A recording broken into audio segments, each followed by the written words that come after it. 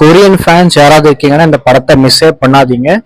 Eyes of the devil ஒரு சூப்பரான படம் இருக்கு. இந்த படத்தோட கதை என்னன்னு பாத்தீங்கன்னா, இந்த கதையோட ஸ்டார்டிங்ல ஒரு பொண்ணை ஒரு சைக்கோ கொலைக்காரன் கொலை பண்ணிடுவான். அதுவும் சாதாரணமா கிடையாது, கண்டு துண்டமா வெட்டி கொலை பண்ணிடுவான். அந்த பொண்ணு யாருன்னு பாத்தீங்கன்னா, நம்ம ஹீரோ கல்யாணம் பண்ணிக்க போற பொண்ணை தான் அவன் கொலை பண்ணிடுவான். இதை கண்டுபிடிச்ச நம்ம ஹீரோ கொலை பண்ணவனுக்கு என்ன தண்டனை கொடுக்குறாரு, அந்த கொலை பண்ணவனை எப்படி எல்லாம் பழி வாங்குறாரு. இந்த படத்தோட ஸ்டோரி ரொம்ப பயங்கரமா இருக்கும் இந்த படம். இன்னொன்னு, இந்த படம் ஸ்ட்ரிக்ட்லி ஒரு 18+ மூவி. ஸோ ஃபேமிலியோட பாக்குறது நீங்க தவிர்த்திடணும். தனியாகவே பாருங்க இந்த படத்தை. இன்னொன்று பாத்தீங்கன்னா, ரொம்ப கொடூரமான காட்சிகள் அந்த படத்தை நிறைய இருக்கும். ஸோ அதனால மனதளவுல வீக்கான பர்சன்னா இந்த படத்தை பார்க்காதீங்க, ஓகேங்களா?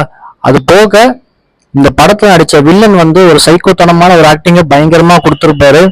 ரொம்ப பயங்கரமா இருக்கும். கண்டிப்பா மிஸ் பண்ணாம பார்க்க ஒரு சூப்பரான படம். அமேசான் பிரைம்ல இந்த படம் இருக்கு, மிஸ் பண்ணாம பாருங்க.